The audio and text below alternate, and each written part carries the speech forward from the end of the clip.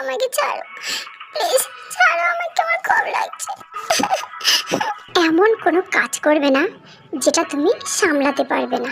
তোমার সাথে এখন অনেক কিছুই হবে, সেটা তুমি চুপচাপ সহ্য করে নেবে। আর একটা কথা বললে তোমার মুখটা আমি আবার বেঁধে দেব। ছাড়ো আমাকে, আমার ভুল হয়ে গেছে। সারা পৃথিবীর লোক যদি ভুল করে সবার ভুল আমি ক্ষমা করে দেব, কিন্তু তোর ভুল আমি কখনো ক্ষমা করব না। জঙ্কুক এর কোনো কথাই শুনলো না। সারা রাত দেখে পশুর মতো অত্যাচার করলো, যতক্ষণ পারলো ততক্ষণ। তে যখন নিস্তেজ হয়ে গেল, জঙ্কুক তাকে ছেড়ে দিল।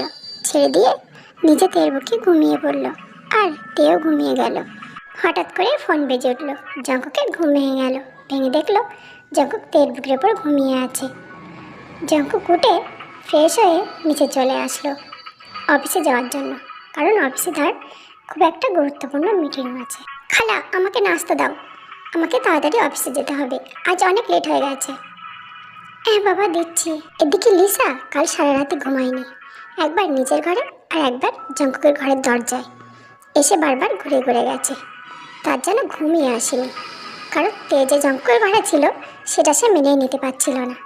লিসা যখনই দেখলো জঙ্কুক নিচে চলে এসেছে, তখনই লিসা জঙ্কুকের কাছে চলে আসলো। ভাইয়া, গুড মর্নিং। হ্যাঁ লিসা, গুড মর্নিং। বস এখানে, নাস্তা করে নে। ভাইয়া, আমাকে একটা কথা জিজ্ঞাসা করবো? হ্যাঁ কর, কি কথা জিজ্ঞাসা করবি? ওই মেয়েটা কে? তুমি ওকে তোমার বেডরুমে নিয়ে গেছো, তবে কি ওই মেয়েটা যেটা বলেছিল সেটা কি ঠিক? তুমি নাকি কি? আমি কি? লিসা, তুই আমাদের বাড়িতে এসেছিস, তুই তোর মতো থাক, আমার করে বিষয় নাক গলাস না। খালা, তুমি দের ঘরে খাবার দিয়ে দিও, আর দের ঘরটা ভালোভাবে লক করো, আমি কিন্তু অফিসে চলে যাচ্ছি। জঙ্কুক বাড়ি থেকে বেরিয়ে গেল অফিসে যাওয়ার উদ্দেশ্যে। খালা, তোমাকে একটা কথা জিজ্ঞাসা করব? হ্যাঁ ম্যাডাম, বলুন। তীর বাবা মা কে, আর ওর বাড়ি কোথায়? ভাইয়াকে কেন ধরে রেখেছে? লিসা, তুমি দেখে চিনতে পারলে না? ও তো কিম তেয়ং, আরেমের মেয়ে। কি? তার মানে আরেম আঙ্কেলের মেয়ে কিম তেয়ং? ও, এবার আমি সব বুঝতে পেরেছি। ভাইয়া তো ওকে ভালোবাসে, সেই জন্য ওকে আটকে রেখেছে। হ্যাঁ, ওকে এই জন্য আটকে রেখেছে, কারণ জঙ্কুক ওকে ভালোবাসে, খুব ভালোবাসে। এতদিন জঙ্কুক নিজেকে আটকে রেখেছিল তের কাছে যাওয়া থেকে, দেখে দূর থেকে দেখতো, কিন্তু তের পাশে যেত না।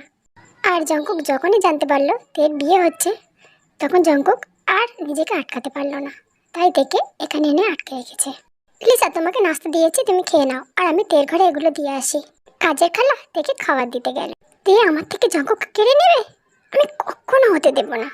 আমার আর বাবার করা প্ল্যান, আর এই সম্পত্তি, আর জঙ্কুক, এটা আমি কখনো হতে দেব না। জঙ্কুক আমার, শুধু আমারই হবে। তে, তোকে আমি মেরেই ফেলবো, একটু সুযোগ পাই শুধু, তারপরে দেখছি তোকে কে বাঁচায়। কিছুক্ষণ পরে তে ঘুম থেকে জেগে গেছে। তে অনেক কষ্টে উঠে ওয়াশরুমে গেল। ওয়াশরুম থেকে বাইরে বেরিয়ে এসেছে, নিজের জামাগুলো খুঁজছে, কিন্তু একটাও জামা পাচ্ছে না। তারপরে তের হঠাৎ করে মনে পড়ে গেল যে সে অন্য রুমে আছে। আরে, আমি তো ভুলেই গেছি যে আমি অন্য রুমে আছি, কিন্তু কালকের জামাগুলো তো পাচ্ছি না, সেগুলো কোথায় গেল? আমি কি করবো এখন, কি পরবো? হঠাৎই তের চোখ পড়লো টেবিলের উপর একটা কাগজ আছে, আর তার পাশে প্লেটে করে খাবার রাখা আছে। তে তাড়াতাড়ি যেয়ে কাগজটা তুললো। আরে, এটা তো আমার নাম লেখা আছে বড় বড় করে, দেখি তো কি লেখা আছে। টেবিলে খাবারগুলো রাখা আছে, খেয়ে নিও, আর তোমার কিছু পড়ার প্রয়োজন নেই, সেই জন্য তোমার জামা কাপড়গুলো আর দিলাম না। তোমার পালানোর শাস্তি এটাই। হ্যাঁ, আর মনে করে দ্বিতীয়বার পালানোর কোনো চেষ্টাও করো না, তবে তার শাস্তি আরো ভয়ঙ্কর হবে, কথাটা মনে রেখো। তার মানে আজ থেকে আমাকে এইভাবে থাকতে হবে? এটা কেমন ধরনের মানুষ যার মনে কোনো মায়া দায় কিছু নেই, আবার আমাকে এইভাবে থাকতে হবে? তে জঙ্কুকের আলমারি খুলে অনেক খুঁজে খুঁজে একটা জামা আর একটা প্যান্ট বের করে নিল, আর সেগুলো পরেও নিল। এদিকে লিচা কাজের লোকের কাছ থেকে চাবিটা নিয়ে তের ঘরে চলে এসেছে। এসে দেখলো তে ঘুমিয়ে আছে। তে গায়ে হাত দিয়ে লিচা ডাকতে শুরু করলো, তে ওঠো, ওঠো তে, এখনো ঘুমাচ্ছ, ওঠো। আর তে সাথে সাথে জেগে গেল। জেগে গিয়ে দেখলো লিচা তাকে ডাকছে। হ্যাঁ হ্যাঁ, বলো কি হয়েছে, আমি আবার কি করলাম? তে, তুমি কিছু করোনি, জঙ্কুক খুব খারাপ, তুমি কি এখান থেকে পালাতে চাও? হ্যাঁ হ্যাঁ, আমি বাড়িতে যাব, আমার আব্বু আম্মুর কাছে যাব। তবে তাড়াতাড়ি ওঠো, আমি তোমাকে পালাতে সাহায্য করব। আর তুমি থানায় চলে যাবে সোজা, আর কোথাও দেরি করবে না। নাও তাড়াতাড়ি যাও। লিসা থেকে পালাতে সাহায্য করেছে আর তে পালিয়েও গেছে। এদিকে জঙ্কুকের অফিস থেকে বাড়ি আসার টাইম হয়ে গেছে। জঙ্কুক আজ তাড়াতাড়ি বাড়িতে ফিরবে, কারণ জঙ্কুকের খুব চিন্তা হচ্ছিল। তেকে সে কাল অনেক কষ্ট দিয়েছে। জঙ্কুক থেকে খুব ভালোবাসে। হঠাৎই থানা থেকে জঙ্কুকের কাছে ফোন আসলো। হ্যালো মিস্টার জিয়ন জঙ্কুক, তোমাকে একটু থানায় প্রয়োজন, তাড়াতাড়ি চলে আসবেন। এখানে তে বসে আছে, আর আপনার নামে কেস ফাইল হয়েছে, তাড়াতাড়ি আসবেন। আর তের মা বাবাও আসবে। এক মিনিট মিস্টার ভুগাম, তের বাবাকে কি ফোন করা হয়ে গেছে? না জঙ্কুক, এখনো ফোন করা হয়নি। আপনি আগে আসবেন, তারপরে ফোনটা করব। আচ্ছা ঠিক আছে, আমি এক্ষুনি চলে আসছি। আর হ্যাঁ, আপনি এখন তের বাবাকে ফোন করবেন না, ঠিক আছে? আমি এক্ষুনি আসছি।